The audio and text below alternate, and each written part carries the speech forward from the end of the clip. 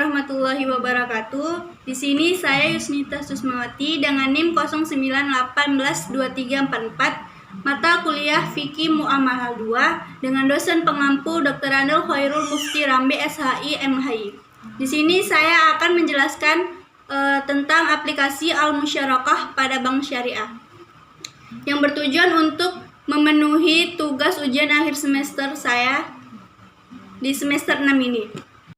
Sebelum saya menjelaskan tentang pembiayaan Al-Musyarakah di bank syariah, maka di sini saya akan memperkenalkan teman-teman saya terlebih dahulu. Di sini ada Widya, sampingnya lagi ada Bella, di situ ada Mela.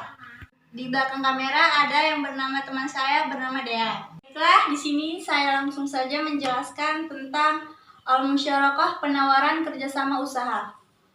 Al-Musyarakah yaitu pembiayaan modal kerjasama atau investasi di mana bank syariah menyediakan sebagian modal usaha keseluruhan, dan dalam proses manajemen pihak bank syariah dapat dilibatkan secara langsung sehingga keduanya berserikat dalam usaha. Pembiayaan musyarakah ini berdasarkan prinsip bagi hasil sesuai dengan proporsi penyertaan rasio keuntungan, misalnya 50% perbandingannya 50% dan 50% atau sesuai dengan kesepakatan yang dibuat. Musyarakah adalah akad kerjasama dan bagi hasil antara dua pihak atau lebih untuk suatu usaha tertentu dengan cara masing-masing pihak memberikan kontribusi atau menggabungkan modal, dana atau mal dengan kesepakatan bahwa hak-hak, kewajiban, risiko, dan keuntungan ditanggung secara bersama dengan nisbah itu nisbah bagi hasil dengan ditentukan sesuai jumlah modal dan peran masing-masing. Musyarakah itu disebut juga dengan istilah syarikah atau syirkah. Secara bahasa, musyarakah itu berasal dari kata al-syirkah yang berarti al-ikhtilat atau percampuran atau persekutuan dua hal atau lebih, sehingga antara masing-masing sulit dibedakan, seperti persekutuan hak milik atau perserikatan usaha menurut Fatwa DSN MUI nomor 8 tahun 2000. Pengertian al-syirkah adalah pembiayaan berdasarkan akad kerjasama antara dua pihak atau lebih untuk usaha tertentu yang masing-masing pihak memberikan modal dengan ketentuan bahwa keuntungan dan risiko akan ditanggung bersama sesuai dengan kesepakatan. Pada tahun 1998 tentang perbankan, dalam pasal 1 angka 13 disebutkan bahwa musyarakah merupakan salah satu produk pembiayaan pada perbankan syariah. Musyarakah adalah suatu transaksi dua orang atau lebih. Transaksi ini pengumpulan dana dan penggunaan modal. Keuntungan dan kerugian ditanggung bersama sesuai dengan kesepakatan. Namun demikian, modal itu tidak selalu berbentuk uang, tetapi dapat berbentuk benda-benda lain. Selanjutnya, hukum penawaran menyatakan bahwa semakin tinggi harga suatu barang, maka semakin banyak jumlah barang yang ditawarkan. Sebaliknya, semakin rendah harga suatu barang, maka semakin dikit jumlah barang tersebut ditawarkan. Menurut Suseno dan Peter, pihak-pihak yang kekurangan dan membutuhkan dana akan mengajukan pinjaman kepada bank. Pinjaman tersebut dapat berupa kredit investasi maupun modal kerja.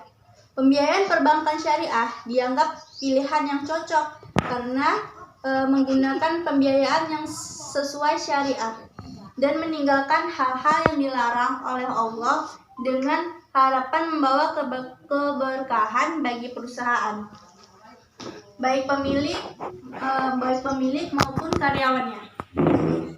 Menurut Jainul Arifin, adanya modal sendiri yang cukup dapat melancarkan pembiayaan musyarakah sebagai partisipasi tingkat kemampuan dalam menghasilkan keuntungan. Selanjutnya, simpanan dana masyarakat yang dipercayakan oleh masyarakat kepada bank berdasarkan perjanjian penyimpanan dana dalam berbagai bentuk. Dana yang dihimpun merupakan dana yang dapat diandalkan perbankan. Biasanya mencapai 8-90 derajat dari seluruh dana yang dikelola oleh lembaga perbankan. Menurut Adnan, adanya dana pihak ketiga merupakan suatu sumber untuk memberikan berbagai pembiayaan, termasuk pembiayaan masyarakat ini. Bank Syariah menerapkan nisbah bagi hasil terhadap produk-produk pembiayaan, seperti pembiayaan masyarakat. Adanya bagi hasil dapat menggerakkan pembiayaan masyarakat dalam mengembangkan sektor real. Karena pembiayaan ini bersifat produktif, yakni disalurkan untuk keinvestasian dalam modal kerja. Selanjutnya, transaksi masyarakat ini dilandasi adanya kerjasama antara dua orang atau lebih yang memiliki keinginan yang sama untuk meningkatkan nilai aset yang mereka miliki, serta bersama-sama baik berwujud maupun yang tidak berwujud. Dalam pelaksanaannya, kegiatan usaha ini, pemilik modal diperkenankan menyerahkan pengelolaan usahanya kepada pihak lain atau pihak-pihak ketiga. Dalam hal seperti ini dapat dilakukan dalam dua bentuk perjanjian, yaitu yang pertama perjanjian musyarakah antara pemilik modal dan perjanjian mudharabah antara pemilik modal dengan pengelola usaha. Pembagian keuntungannya ditentukan dalam perjanjian sesuai dengan proporsi masing-masing pihak, yakni antara lembaga keuangan syariah dan nasabah penerima modal. Adapun keuntungan yang didapatkan kedua pihak sesuai dengan kesepakatan yang disepakati di awal akad. Besarnya keuntungan disesuaikan dengan persentase yang diberikan sebagai modal, dan untuk kerugian ditanggung sesuai proporsi dana yang diinvestasikan pada usaha tersebut. Pada umumnya, kerjasama yang dilakukan ini mempunyai tujuan untuk mempertahankan kehidupan dan meningkatkan kerjasama hidup di antara mereka. Ada kalanya seseorang memiliki modal, tetapi tidak ahli dalam mengelolanya, sehingga memerlukan bantuan orang lain untuk mengelolanya sehingga dapat bersama-sama meraih keuntungan. Adapun dalam sistem ekonomi Islam ini, kegiatan kerjasama tersebut menggunakan sistem bagi hasil, profit and loss sharing, di mana keuntungan yang diperoleh dibagi berdasarkan kesepakatan di awal perjanjian. Oh, jadi musyarakah yaitu pembiayaan modal usaha atau investasi di mana bank syariah menyediakan sebagai modal usaha keseluruhan dan ke dalam proses manajemen pihak bank syariah dapat dilibatkan secara langsung sehingga perseringitan dalam usaha. Ya, jadi kerjasama yang dijalani ini mengalami peningkatan. Ada beberapa faktor yang mempengaruhinya. Yang pertama itu ada kecakapan dan keuletan. Kecakapan dan keuletan ini, seseorang pedagang itu apabila ia meningkatkan pendapatannya harus mempunyai sikap yang cakap dan ulet dalam melaksanakan suatu pekerjaan. Dan yang kedua, keahlian yang dimiliki ialah keahlian yang sangat bekerja dengan adanya keahlian yang dimiliki oleh suatu seseorang dalam melaksanakan suatu pekerjaan menurut bidang keahlian akan mampu meningkatkan pendapatannya dibandingkan dengan yang bukan keahliannya. Dan yang ketiga, kesempatan yang kerja tersedia. Kesempatan kerja yang tersedia yaitu kesempatan usaha di mana daerah itu memungkinkan bagi seseorang untuk membuka usaha sehingga ia mampu meningkatkan pendapatannya. Dan yang keempat, tanggung jawab dan resiko yang harus dipikul. Tanggung jawab dan resiko yang harus dipikul yaitu seseorang pedagang di dalam menjalankan usahanya harus bertanggung jawab atas pekerjaan serta dapat mengatasi resiko yang menghalanginya. Dan yang kelima itu ada besar kecilnya modal yang dimiliki, yaitu modal merupakan faktor yang sangat penting karena modal merupakan sarana untuk menghasilkan sesuatu. Besar kecilnya modal yang dimiliki merupakan dasar pertimbangan untuk meningkatkan pendapatan. Jadi, agar kerjasama usaha yang dijalani mengalami peningkatan, ada beberapa faktor yang mempengaruhinya, yaitu 1. Kecakapan dan keuletan. Iya. 2. Keahlian yang dimiliki. 3. Kesempatan kerja yang tersedia. 4. Tanggung jawab dan risiko yang harus dipikul. Iya. 5. Besar kecilnya modal yang dimiliki. Ya, benar kali seperti jadi metode sistem bagi hasil ini ada 2 sistem jenis bagi hasil yang dijadikan pedoman oleh bank syariah, yaitu ada profit sharing bagi keuntungan dan revenue sharing bagi hasil. Dan yang pertama itu ada profit sharing. Dalam kamus ekonomi, profit dapat diartikan laba. Namun secara istilah, profit itu adalah perbedaan yang timbul akibat total pendapatan atau total revenue suatu perusahaan lebih besar dari biaya total atau biaya cost. Dalam perbankan syariah, istilah profit and loss sharing ini di mana pembagian antara untung dengan rugi dari pendapatan yang diterima itu atas hasil usaha yang diperoleh.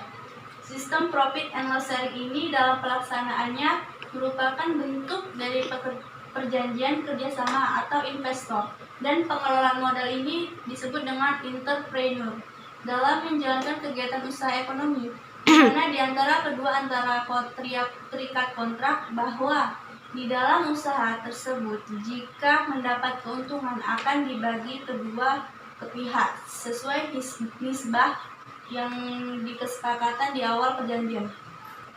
Dan begitu pula bila usaha mengalami kerugian, maka akan ditanggung bersama sesuai porsi. Jadi dalam sistem profit and loss sharing ini, jika terjadi suatu kerugian, maka pemodal tidak akan mendapatkan pengembalian modal secara utuh. Sedang pengelola itu tidak akan mendapatkan upah dari kerjanya. Sedangkan keuntungannya itu yang akan dibagikan adalah seluruh pendapatan setelah dikurangi dengan biaya-biaya operasional selama proses suatu usaha. Dan yang kedua itu ada revenue sharing. Revenue sharing ini terdiri dari 2 suku kata yang berasal dari bahasa Inggris. Revenue itu berarti penghasilan, hasil atau pendapatan. Sedangkan kata sharing itu merupakan bentuk kerjasama dari kata share yang berarti bagi. Jadi secara bahasa itu revenue sharing adalah pembagian hasil, penghasilan, dan pendapatan. Dalam kamus ekonomi, revenue adalah hasil uang yang diterima oleh suatu perusahaan dari penjualan barang-barang dan jasa-jasa. Dalam prinsip ekonomi revenue dapat diartikan sebagai total penerimaan dari hasil usaha dalam kegiatan produksi. Jadi revenue itu meliputi total harga penjualan atau modal ditambah dengan keuntungan dan hasil penjualan atau profit. Dalam perbankan, revenue itu adalah jumlah penghasilan yang diperoleh dari bunga hasil penyaluran dana atau penyediaan jasa oleh bank. Sedangkan dalam perbankan syariah itu revenue adalah hasil yang diterima oleh bank dari penyaluran dana atau investasi ke dalam bentuk aktiva produktif, yaitu penempatan dana bank pada pihak lain. Dan yang B itu ada al-musyarakah, tambahan modal usaha. Yang pertama itu pengertian pembiayaan modal kerja. Modal kerja adalah dana yang ditanamkan dalam aktiva lancar. Oleh karena itu dapat berupa kas, piutang, surat-surat berharga, persediaan, dan lain-lain. Jadi modal kerja bruto adalah keseluruhan dari aktiva atau harta lancar ini yang terdapat dalam sisi debit neraca. Modal kerja neto adalah keseluruhan harta lancar dikurangi dengan hutang lancar. Dengan perkataan lain, modal kerja neto adalah selisih antara aktiva lancar dikurangi dengan hutang lancar. Menurut sifat penggunaannya, pembiayaan dapat dibagi menjadi yang pertama itu ada pembiayaan produktif. Pembiayaan produktif itu pembiayaan ditujukan untuk memenuhi kebutuhan produksi dalam arti luas, itu untuk peningkatan usaha, baik usaha produksi maupun perdagangan investasi. Dan yang kedua itu ada pembiayaan konsumtif. Pembiayaan konsumtif itu adalah pembiayaan yang digunakan untuk memenuhi kebutuhan konsumen yang akan habis jika digunakan untuk memenuhi kebutuhan.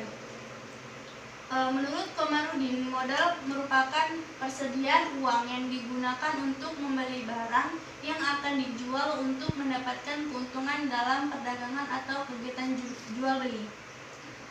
Omset penjualan itu menurut Kamus Bahasa Indonesia adalah jumlah hasil penjualan barang tertentu selama suatu masa jual. Dalam praktiknya, laba yang diperoleh terdiri dari dua macam laba, yaitu laba kotor atau gross profit dan laba bersih net profit. Laba kotor itu adalah laba yang diperoleh sebelum dikurangi biaya-biaya menjadi beban usaha. Sedangkan laba bersih itu merupakan laba yang telah dikurangi biaya-biaya yang merupakan beban usaha dalam suatu periode tertentu. Jadi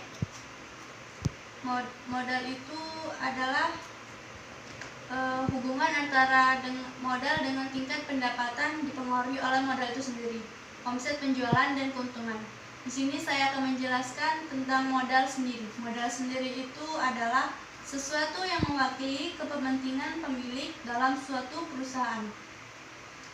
Modal yang berasal dari pemilik perusahaan dan yang tertanam di dalam perusahaan untuk waktu yang tidak tertentu lamanya.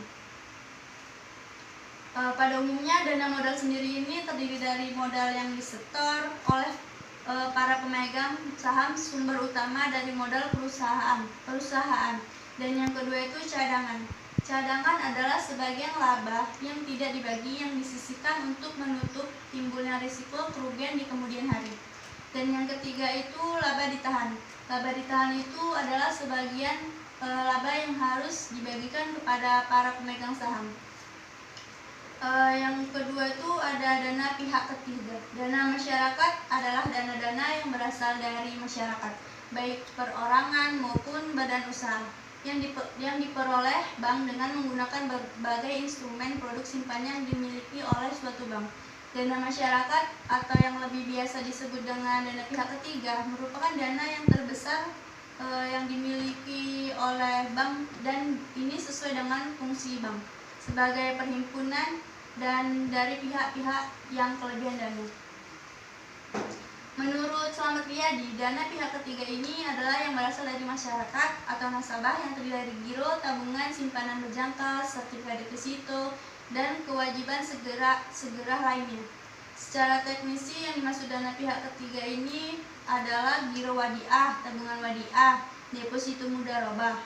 Dan bank syariah dapat membantu memenuhi seluruh kebutuhan modal kerja bukan dengan meminjam uang, melainkan dengan menjalankan hubungan partnership dengan nasabah, di mana bank bertindak sebagai penyandang dana, sedangkan nasabah sebagai pengusaha atau mudarib. Skema pembiayaan semacam ini disebut dengan mudharabah atau trust financing. Modal kerja adalah dana yang ditanamkan dalam aktiva kelancar, oleh karena itu dapat berupa kas, piutang, surat-surat berharga, persediaan, dan lain-lain. Modal kerja bruto adalah keseluruhan dari aktiva atau harta lancar yang terdapat dalam sistem debit neraca. Ya, benar sekali, yaitu selanjutnya ada konsep dasar modal kerja. Konsep ini ada 3, yaitu modal kerja atau working capital asset. Modal kerja adalah modal lancar yang dipergunakan untuk mendukung operasional perusahaan sehari-hari, sehingga perusahaan mampu dapat beroperasi secara normal dan lancar. Dan yang kedua itu ada modal kerja bruto. Modal kerja bruto merupakan keseluruhan dari jumlah aktiva. Dan ada modal kerja neto, di mana modal kerja neto merupakan kelebihan aktiva lancar atas hutang lancar. Yang ketiga itu ada pembiayaan modal kerja syariah. Secara umum yang dimaksud dengan pembiayaan modal kerja syariah ini adalah pembiayaan jangka pendek yang diberikan kepada perusahaan untuk membiayai kebutuhan modal kerja usahanya berdasarkan prinsip-prinsip syariah. Fasilitas PMK ini dapat diberikan kepada seluruh sektor subsektor ekonomi yang dinilai prospek, tidak bertentangan dengan syariat Islam dan tidak dilarang oleh ketentuan perundang-undangan yang berlaku serta yang dinyatakan jenuh oleh Bank Indonesia. Hal yang harus diperhatikan itu yang pertama ada jenis usaha, yang kedua itu ada skala usaha, dan yang ketiga itu ada tingkat kesulitan usaha yang dijalankan. di mana dalam melakukan penetapan akad PMK syariah ini, proses analisis yang dilakukan adalah yang pertama itu harus dilihat bank. Harus dilihat bank itu maksudnya proyek yang akan dibiayai tersebut apakah memiliki kontrak atau belum. Dan yang kedua itu jika proyek tersebut memiliki kontrak, maka hal yang harus dicermati itu adalah apakah proyek tersebut untuk biaya konstruksi itu pengadaan suatu barang. Yang ketiga itu jika proyek tersebut itu tidak untuk pembiayaan konstruksi ataupun pengadaan barang, maka bank tidak layak diberikan pembiayaan. Dan yang keempat itu dalam hal proyek tersebut tidak didasari kontrak. Selanjutnya yang keempat itu ada pembiayaan modal kerja BRIS. Ialah fasilitas pembiayaan dilakukan untuk memenuhi kebutuhan modal kerja usaha nasabah yang tidak berdasarkan kontrak. Selanjutnya yang bagian A itu ada fitur umum.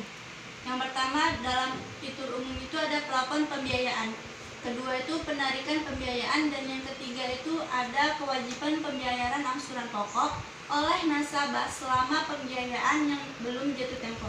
Dan yang keempat itu ada nasabah berkewajiban untuk membayar bagi hasil selama terdapat saldo pokok pembiayaan.